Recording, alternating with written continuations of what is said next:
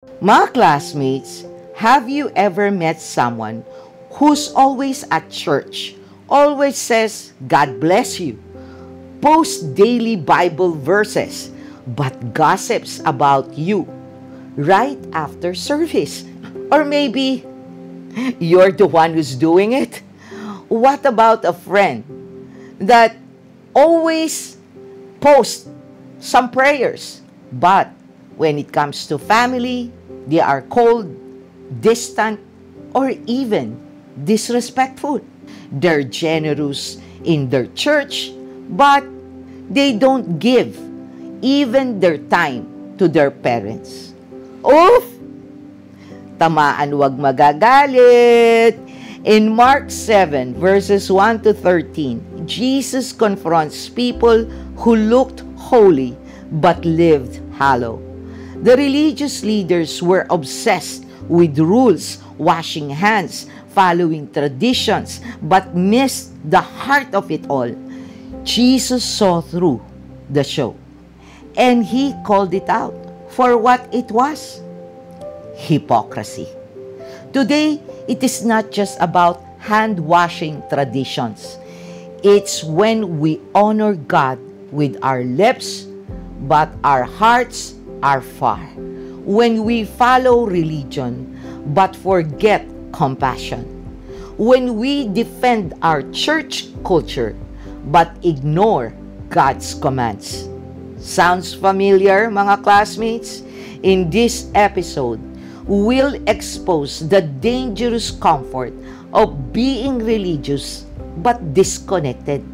You'll find out, one, why Jesus was more concerned about your heart than your habits. Two, how tradition can quietly replace God in your life. And the surprising test, mga classmates, that shows what really ruling your heart. But here's the hard question. If God looked past your Sunday best and searched your motives, would He find ritual or relationship with Him? Want to find out more, mga classmates? But before we take this daunting task and get started, mga classmates, let's do our usual general housekeeping.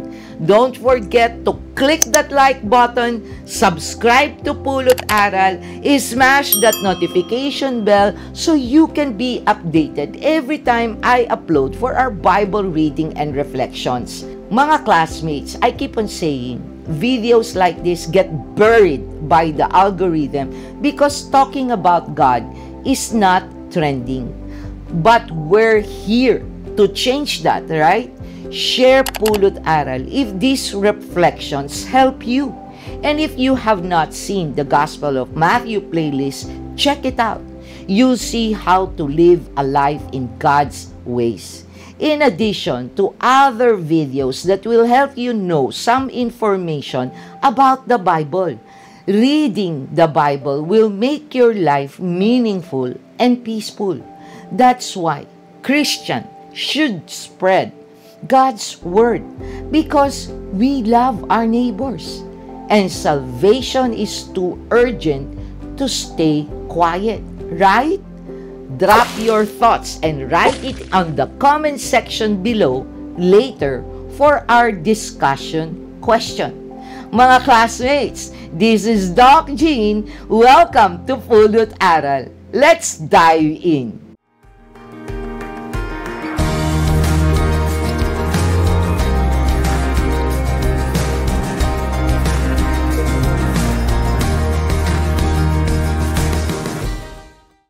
Before we start with our exciting discussion about Mark 7 verses 1 to 13, let's pray and have the Holy Spirit bless us with concentration, discernment, and desire to finish reading Mark 7 all the way.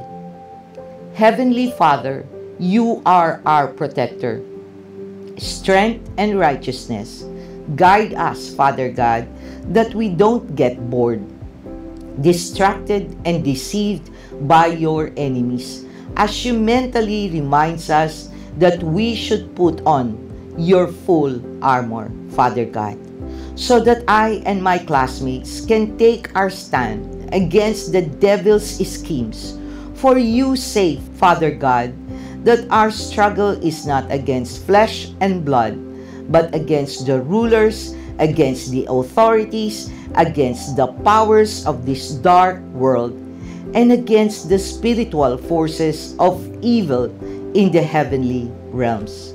So bless us with your presence, Father God, that any of my classmates you brought here to watch this video has a conditioned heart to make them hear what you want them to hear and see what you want them to see. May I, Father God, truly become your effective tool to encourage them to personally read your scriptures and realize how wonderful it is to have a personal relationship with you, Father God. Let not our own biases, culture, religion, and politics be used by Satan to create dissension due to the Bible discussion on this video. Let us just speak your truth and not ours.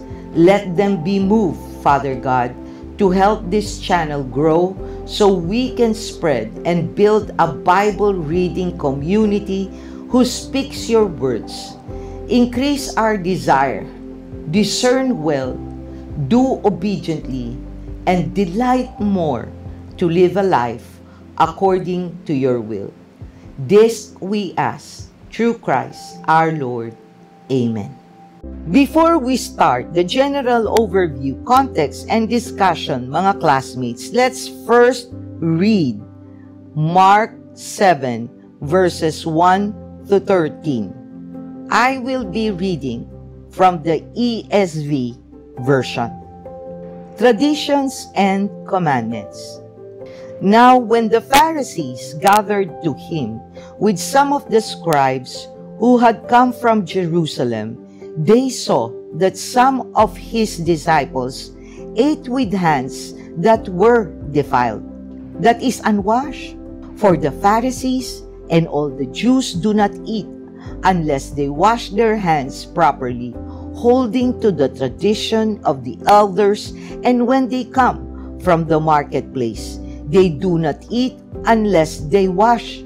And there are many other traditions that they observe, such as washing of cups and pots, and copper vessels, and dining couches. And the Pharisees and the scribes asked him, why do your disciples not walk according to the tradition of the elders, but eat with defiled hands? And he said to them, well, did Isaiah prophesy of you hypocrites, as it is written, these people honors me with their lips, but their hearts is far from me. In vain do they worship me, teaching as doctrines the commandments of men. You leave the commandment of God and hold to the tradition of men. And he said to them, you have a fine way of rejecting the commandment of God in order to establish your tradition. For Moses said, honor your father and your mother, and whoever reviles father or mother must surely die.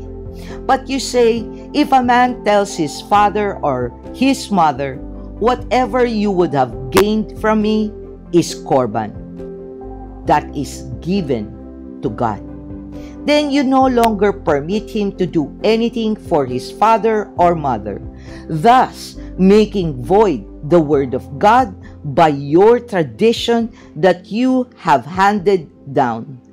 And so many such things you do. Mga classmates, let's set the scene for our general overview and context. Jesus is once again surrounded by the religious elite, the Pharisees and the teachers of the law. Now, to average first century Jew, these weren't villains. These were the influencers, the movers, and shakers of religious life. They dictated what holiness looked like, even down to how you washed your hands. Now, to be clear, this wasn't about hygiene. It was about ceremony, about tradition passed down not from Moses, but from men. The issue was not whether they washed their hands before eating. It was about why they believed that made them righteous. Jesus, ever the disruptor of dead religion, calls them out. He quotes Isaiah, "These people honor me with their lips, but their hearts are far from me." Boom! A direct hit. He exposes a shocking truth. They were using tradition to dodge real obedience. Imagine creating rules to look holy while ignoring God's actual commands. Scandalous then, and let's be honest mga classmates, still happening now, and it still is scandalous. Mga classmates, don't you get confused when I or some people say that when we talk about the Lord, it is not about religion, but a relationship with God.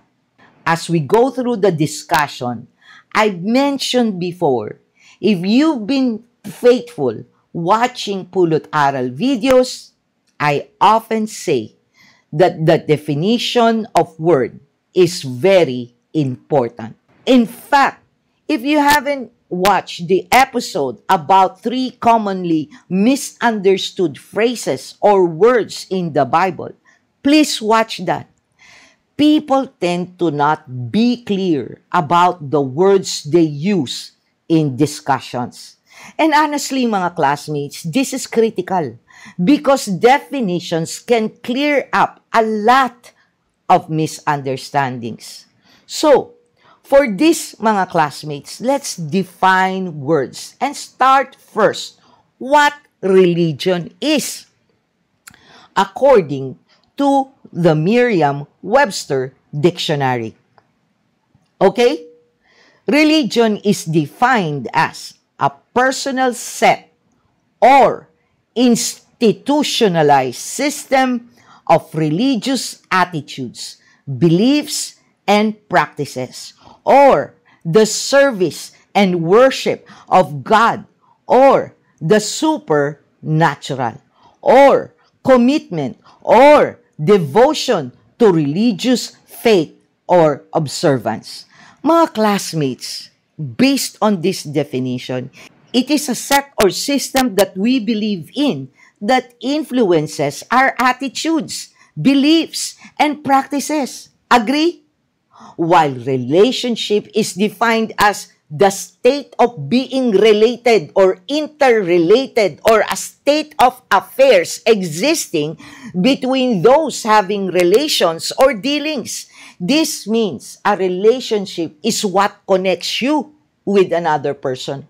For example, are you related by blood? Are you friends? Is it romantic or a business affiliation? Clear? Now, what about church, mga classmates? Church is defined as a building for public, especially Christian worship, or the whole body of Christians or people in Christ. This means, mga classmates, a church is either the place where you practice your religion to build a relationship with the Lord, or it refers to the people who are followers of Christ. Is that clear, mga classmates? The reason I define these terms, mga classmates, is because they are often the root cause of many disagreements among Christians. Why do I say that? Before I give examples, mga classmates, let's clarify 2 more important words. First, Christian is defined as one who professes belief in the teachings of Jesus Christ So this means, mga classmates, regardless of religion, if the religion or system is based on the teachings of Jesus Christ, they are Christians. Correct? Second, Catholic was originally defined as a person who belongs to the Universal Christian Church before people started abbreviating or butchering terms for convenience. When you said Catholic, it meant universal religion that follows Christ or part of the body of Christ. Until the 16th century, Protestant Reformation, when figures like Martin Luther challenged the doctrines and practices of the Catholic Church, leading to the emergence of Protestant denominations. So, mga classmates, to simplify, before the 16th century, there was only one church or term for people who followed Christ. They were all called Catholic as a whole. The religion during Jesus' time was Judaism, and the people were generally called Jews. But because of Jesus' movement, which now included the Gentiles, those not born Jews, or considered foreigners practicing other beliefs like paganism, these Gentiles, along with the Jews who believe in Jesus as the Son of God, were now called Catholic as a whole. Remember, mga classmates, Jews in general and even now don't believe that Jesus is the Messiah, the Son of God. The Jews who do believe are called Messianic Jews. So now, mga classmates, do you see what I mean? If you do not know the exact definition of terms, including their history and context, one can easily get lost and misunderstandings arise among us. Let me give you a common modern-day example. Today, mga classmates, when you say Christian, people generally assume that the person is born again, quote and unquote, and not Roman Catholic, meaning they are Protestant.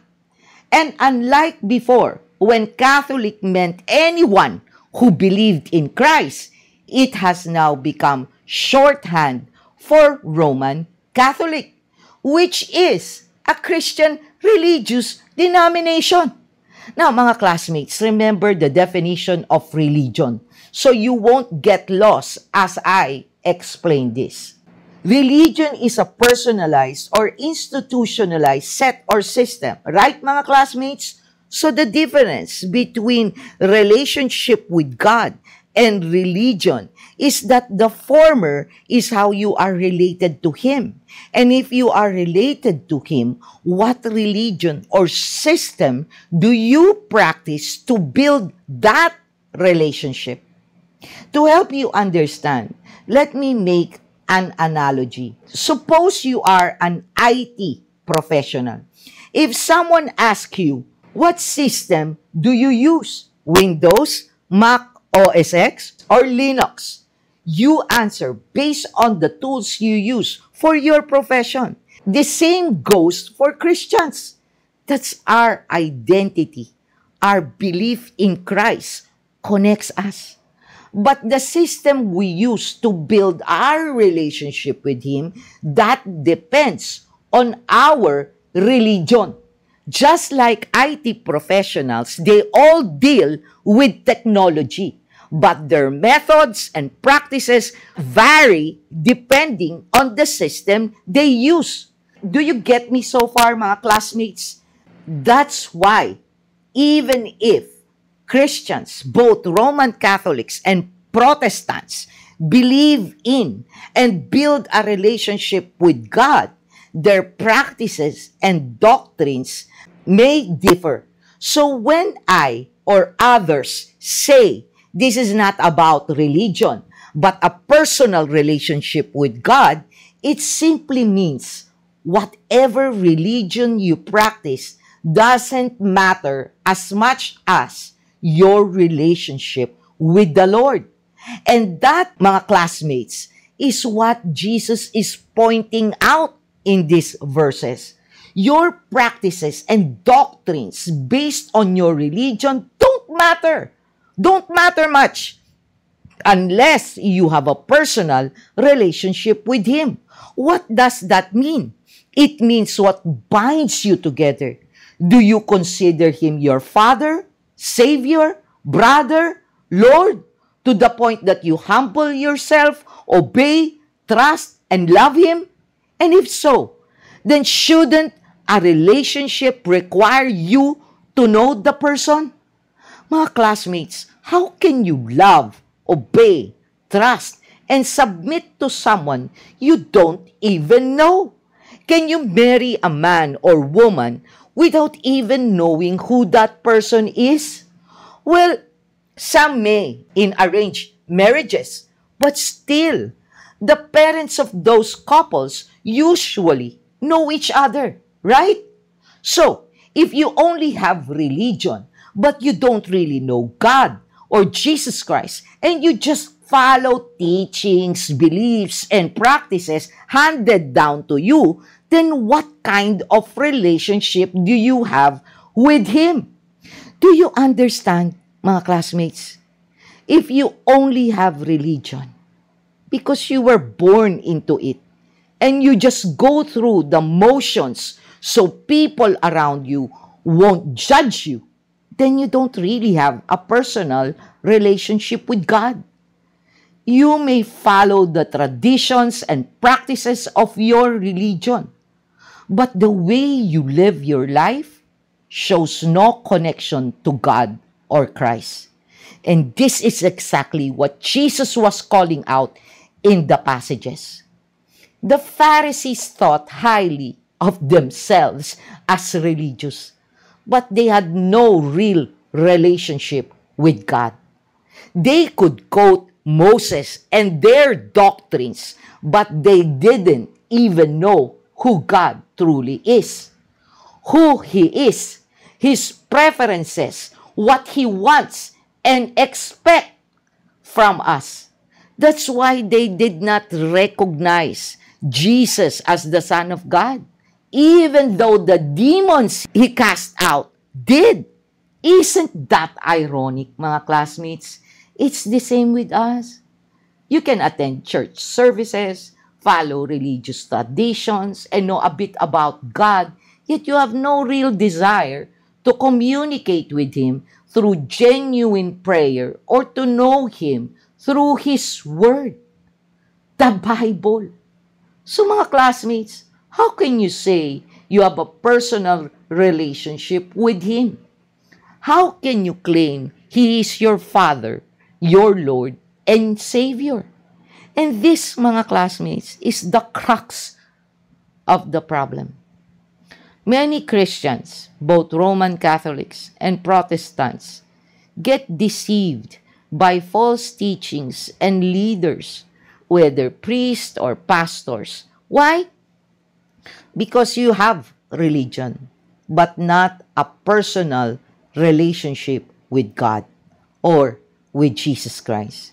We're easily impressed by those who can recite Bible verses.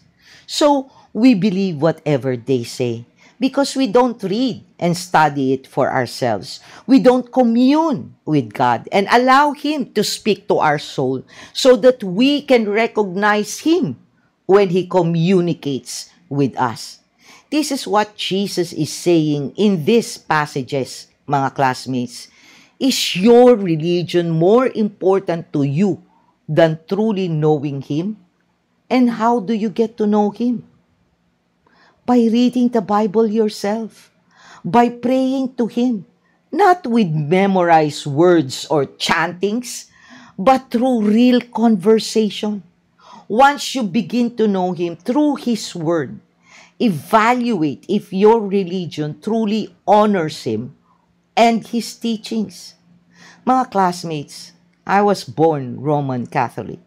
And though I had a relationship with God when I was a child and in high school, especially through difficult years due to my disability, I got separated from Him when He blessed me with everything I had asked of Him.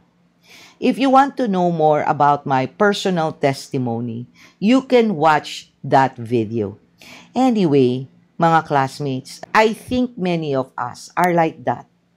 We build a relationship with God when we need Him, and then forget Him when He answers our prayers. Or worse, reject or curse Him when He doesn't. He never built a steadfast relationship with Him. It's always based on our circumstances, not on who He is. Believe me, mga classmates, I searched for the perfect religion to follow, thinking that's what mattered most. But I realized it is not. Although I am now an evangelical Christian, I don't look down on Roman Catholics or other Christian denominations. To me, religion is just the system I use to worship my Lord and Savior. What matters more is my personal relationship with Him and how I live my life in accordance with His Word. That's why I ended up in the evangelical church because it teaches sola scriptura, meaning scripture alone. Personally, I prefer this over human-made doctrines that are only inspired by the Bible. Humans are flawed. We've seen this time and time again. How many times have people created rules and reshaped cultures based on supposedly moral and righteous grounds? And yet, where are we now? Having said that, if my church leaders teach something against what's in the Bible to conform with the world, then I will not have second thoughts of living it. My loyalty is with my God and not in religion. Mga classmates, I'm not promoting that you change your religion unless your religion does not believe in Christ. But if your religion does believe that Jesus Christ is our Lord and Savior, then all I ask is that you reflect this. If your religion's traditions and rules go against the way God wants us to follow and love Him, will you still choose to follow your religion? Or will you change in order to follow what God really wants you to do? Will you be like the Pharisees to whom Christ was already revealing that He is the Son of God? Yet, they still preferred their beliefs and systems rather than accept Him. So here's your question, mga classmates, for our discussion. Do you have a personal relationship with God? Or do you just have religion? Comment below, mga classmates. By the way, if you want to hear and see more from our Lord's own words, then I hope you will be watching the entire of Mark 1 or go deep dive on the entire playlist, for example, of Mark 2. Thank you for joining me, mga classmates, in today's Bible reading and reflection from the Gospel of Mark 7, verses 1 to 13. Till next time, may God bless you all. Always stay safe and be healthy. This is Doc Jean. Bye!